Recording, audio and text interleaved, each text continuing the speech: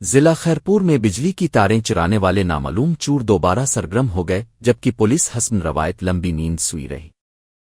تازہ ترین واردات میں چوروں نے کوٹ ڈی جی تھانہ کی حدود اور پولیس چوکی سوہو کن اسرا کے مختلف علاقوں سے گزرنے والے بجلی کے کنب سے تاریں اتار کر 60 سے زائد دیہات کو اندھیرے میں دھکیل دیا۔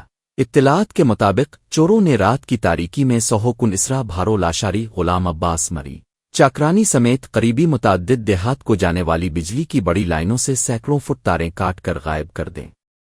واردات کے بعد پورا علاقہ مکمل طور پر تاریکی میں ڈوب گیا ہے جبکہ مقامی لوگ شدید پریشانی میں مبتلا ہیں۔ ذرائع نے انکشاف کیا ہے کہ نامعلوم چور یہ تاریں اتار کر مبینہ طور پر کباڑی مافیا کو فی من 24,000 روپے میں فروخت کرتے ہیں، جس سے اندازہ ہوتا ہے کہ یہ سلسلہ ایک منظم جرائم پیشہ گروہ کی کاستانی ہے۔ دیہاتیوں کا کہنا ہے کہ کئی گھنٹے گزر جانے کے باوجود پولیس نہ جائے وقوع پہنچی نہ ہی کسی قسم کی کارروائی کی۔ علاقہ مکینوں نے وزیر اعلیٰ سندھ مراد علی شاہ، MNA ڈاکٹر نفیسہ شاہ اور SSP خیرپور سے فوری کارروائی کا مطالبہ کرتے ہوئے کہا کہ چور مافیا کو گرفتار کر کے بجلی بحال کی جائے تاکہ مسلسل اندھیرے اور بے چینی کا خاتمہ ہو سکے۔